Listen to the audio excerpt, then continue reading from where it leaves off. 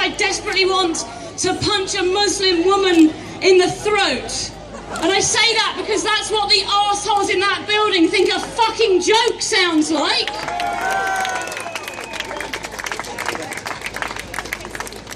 I have the weirdest job. I do stand up for a living, and the other thing I do for a living is I go on TV and radio shows and argue with idiots. And basically, this might sound weird, but about once a week, the BBC ring me up and they say, "Hi Kate, we've got a racist in the studio. Would you like to shout at them?" I'm like, "Okay, sure, yeah," and they totally mix it up. Sometimes it's a racist, sometimes it's a homophobe, sometimes it's a sexist, sometimes it's not even Jeremy Clarkson. Wake up! Yeah, and I love coming to these kind of protest things, but it brings out to me how important the media is. You know, how important the media is in letting people know what the government is really doing, how poor the coverage is almost bound to be of our enormous demo relative to how much coverage gets given to the most trivial stories. I was reading, only the other day, I was reading a Daily Mail article because I have to, it's my job, in which Melanie Phillips was explaining what was wrong with the NHS. And you know what her conclusion was? She decided that the problem with the NHS is modern feminism.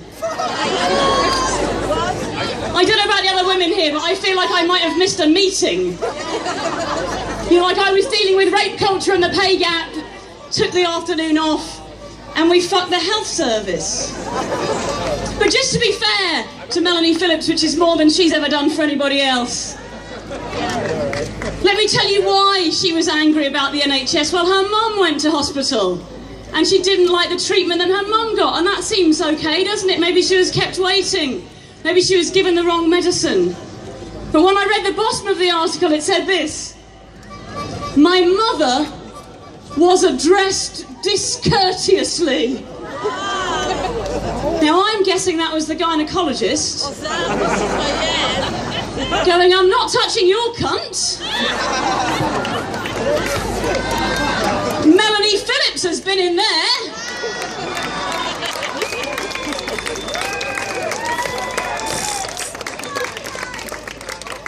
And I know there's young people here, I'm sorry for using the C word, I know some people don't like it, I really like it.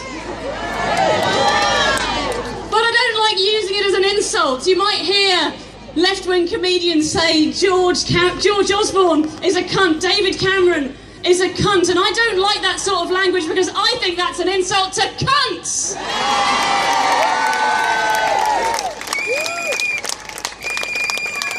Because I've got one and it's brilliant. And despite my best efforts, my cunt hasn't closed down any hospitals.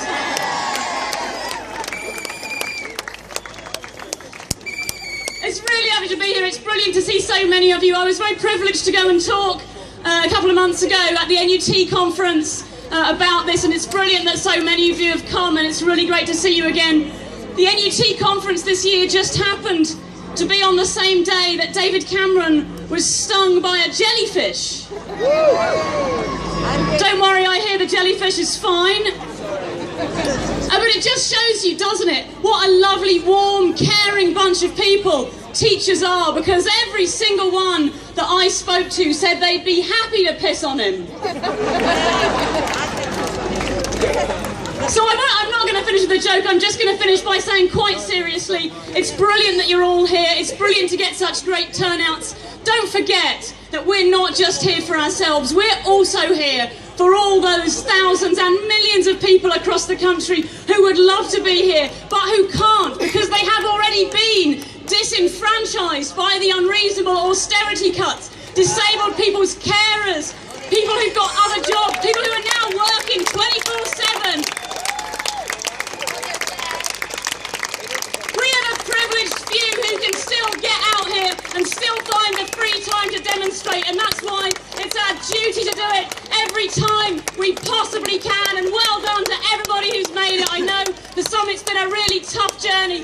Thank you for coming out. Keep up the good work. If we have to be here every weekend, we will be until those guys in that building there realise that this is not good enough and we in this country deserve better.